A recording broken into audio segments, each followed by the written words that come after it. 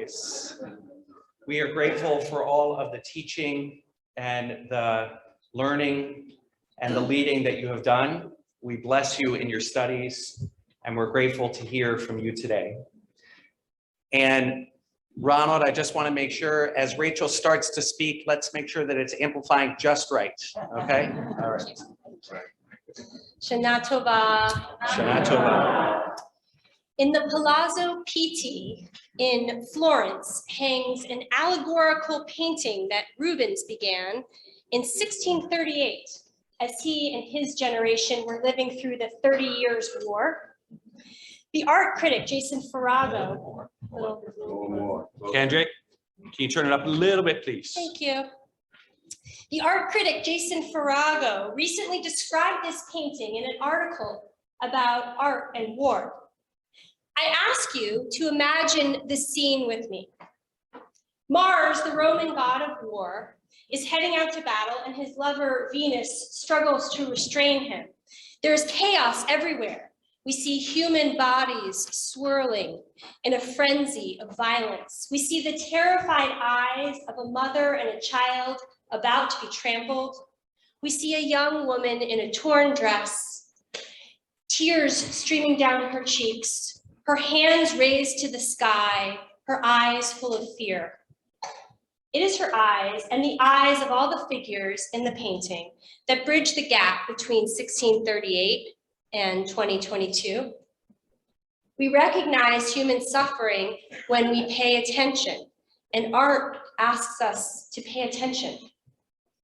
Art has the power to stimulate compassion for others and also for ourselves. What might life be like if we challenged ourselves to live as if our lives were a work of art? What if we approached the task of Teshuva, the work of repentance that we engage in so intensively in these days of heightened awareness, as if Chuva itself were a creative project? I think if we allow ourselves to see Chuva as self-creation, we might approach it differently, with less guilt, with more understanding and patience. We might approach it with curiosity and reverence, even playfulness. The Hebrew word for compassion, rachamim, comes from the word for womb, rechem. Compassion is intimately linked with creation in the Jewish imagination. In the mornings, this morning as well, when we chant the Shema, the central declaration of our faith, we begin by praising God for creating the morning light, illuminating the earth barachamim in compassion. Utuvo mechadesh v'kol yom tamid ma'aseh b'reshit. In your goodness, day after day, you renew creation. We see God's unending compassion reflected in the newness of every morning, the creation of each new day. Compassion starts with a willingness to see the needs, even the suffering of others or of yourself.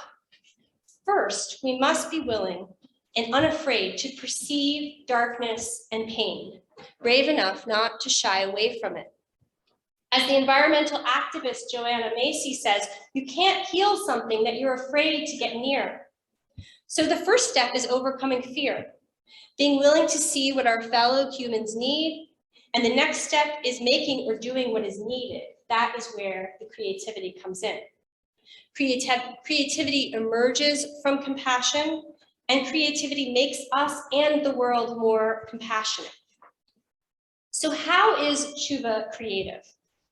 Rabbi Kalonymus Kalman Shapira, the Rebbe of the Warsaw Ghetto, also known as the Pizetzner Rebbe, preached a sermon on Rosh Hashanah in 1941, in which he explained how Chuva is a kind of creativity. He said, and I quote, "As a creative act, Chuva is not a simple return. We return to who we are meant to be, but have not yet become. We return to growth and possibility that has lain dormant within us and not yet flourished, much as a sculpture lies hidden within a brute block of stone." These are the words of the Pizetzner Rebbe, preached in 1941 on Rosh Hashanah, in the Warsaw Ghetto in 1941.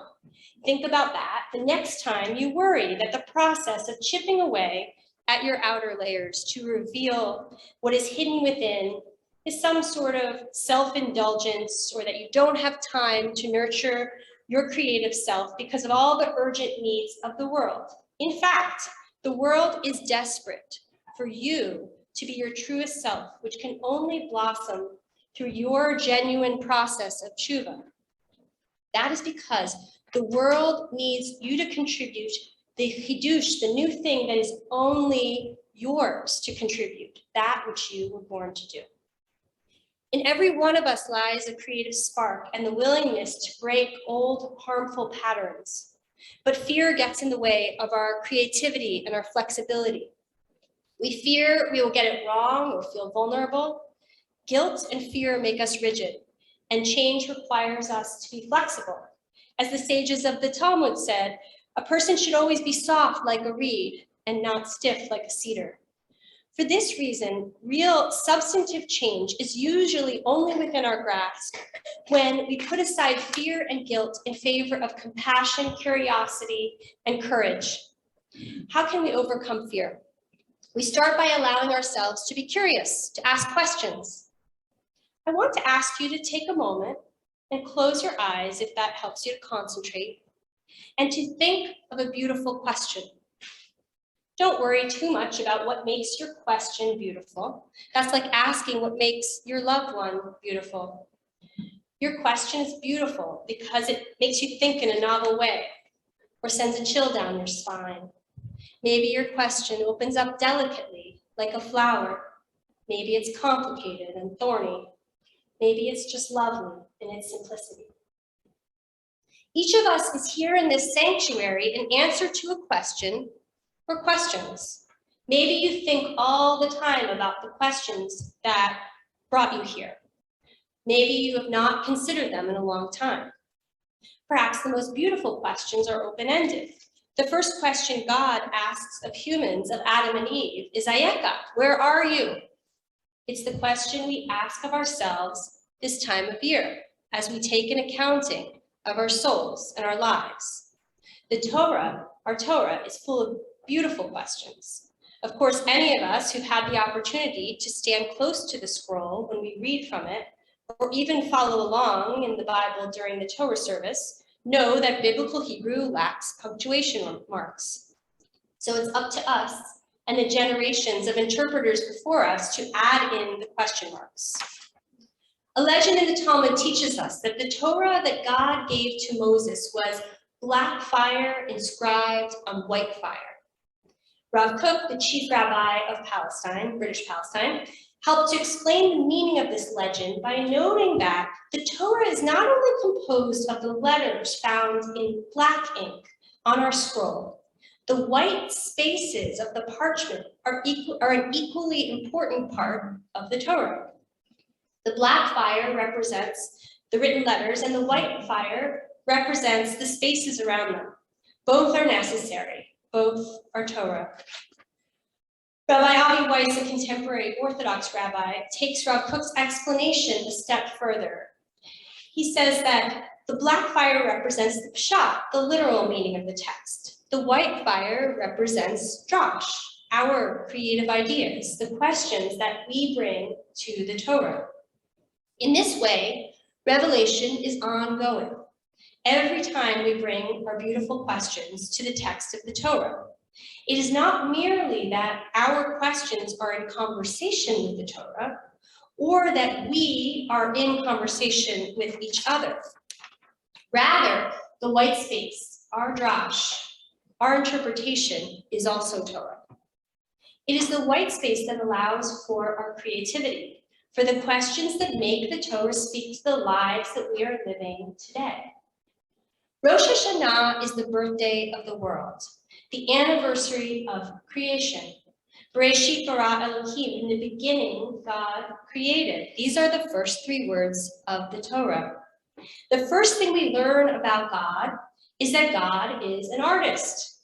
God's act of creation is rooted in compassion.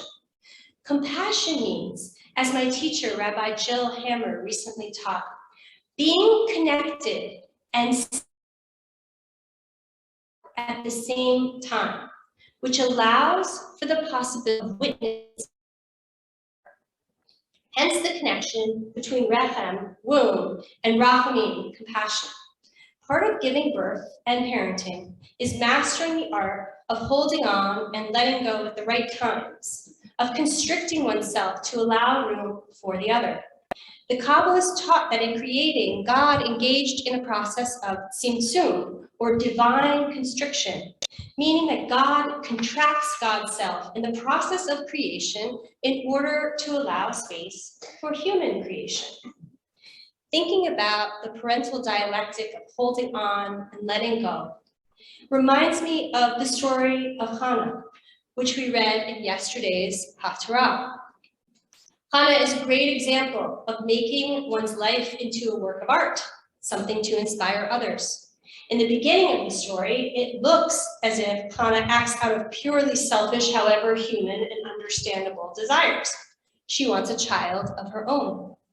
I believe that Hannah acts out of her own deep knowing, her perception that she must contribute what only she can contribute. Somehow she intuits the unique purpose for which she has been brought into this world. She is not afraid to be relentless about it. She is not afraid to be desperate about it. She is not afraid to seek out creative, out-of-the-box solutions to address the problem. The woman literally invents prayer. Then, having received what she asked for from God, her child, she gives him up. Hannah embodies rachamim, the quality that every parent must practice, God willing, not as early in the process as Hannah. She holds on and she lets go. In this way, Hannah is remarkably powerful.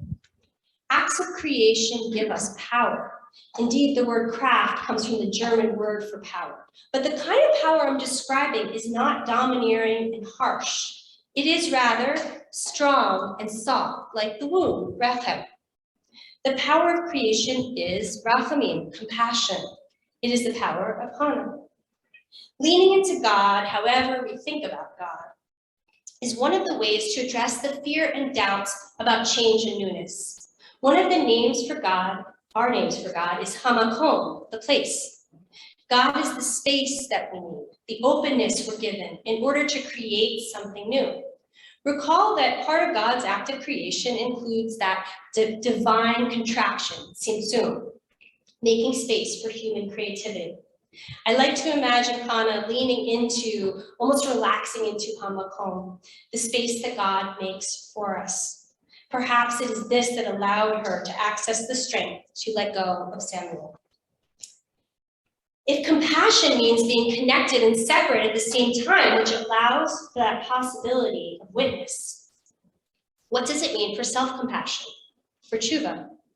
It means that when we want and indeed need to change, we must start by treating ourselves with the same compassion that a parent has for a child. Sometimes we cringe when people talk about nurturing our inner child, but there's really something to this idea. What if you treated yourself like a treasured child whom you must care for and also expect great things from? Since humans are made with Tselem Elohim in God's image, it makes sense that we, like God, are artists. And there are as many ways to be creative as there are people in the world. But our greatest work of art is our life itself, and the decisions we make about how we treat each other and how to spend the precious time that we have on this earth. So what would it mean if you treat yourself, your life, as if it were your opus, your great work of art? The process of tshuva involves asking beautiful questions, perceiving the truth, and being willing to change because of what we have seen. One of my favorite poems about tshuva is The Archaic Torso of Apollo, written by Rainer Maria Rilke. Okay, to be fair, Rilke may not have known that he was writing a poem about tshuva. When he was in his 20s, Rilke began working as a personal assistant to the sculptor Rodin, who was 35 years his senior. From Rodin, Rilke learned how to see, how to ask new and brave questions, how art can change us. Rilke wrote my favorite poem during this fertile time. In the poem, Rilke describes how the missing head and limbs of an ancient sculpture exert as much force on the viewer as the torso that remains, in Rilke's words, suffused with brilliance from inside. Rilke writes about that sense of being deeply affected, challenged even, by a work of art. Rilke's poem ends with the famous words, "For here there is no place that does not see you. You must change your life." We see art, but more significantly, art sees us. Art makes demands on us by virtue of its ability to communicate some as yet unseen truth. In seeing us, art asks more from us, asks us to become more authentic, more compassionate. So what if our lives themselves could be like the archaic torso of Apollo? What if it turned out that you were the very person who is needed to inspire someone else? What if you lived your life as if you had that power to affect change in the world? Rabbi Heschel taught us that the reason that Judaism prohibits the creation of images of God is because the image of God is in fact the face of every human being. Therefore, the only image of God that you may create is that of your singular life. What God wants for us, I believe, is to have the courage to be the truest version of ourselves. What God needs from us is to be more godlike. That is to say, to embody that divine quality of rachamim, of compassion. We engage in the process of tshuva by allowing ourselves to be open and curious, by putting aside fear, and by taking the time to perceive, to see the truth in all of its mess and all of its beauty. We engage in this process in the unique ways that each of us is called to do so. This is not a simple process, and perhaps the best that we can hope for in the department of tshuva are the blessings of longevity and perseverance, the opportunity to keep recreating ourselves. As Miles Davis said, sometimes you have to play for a long time to be able to play like yourself. May we each be blessed to play more and more like ourselves. Shana Tova.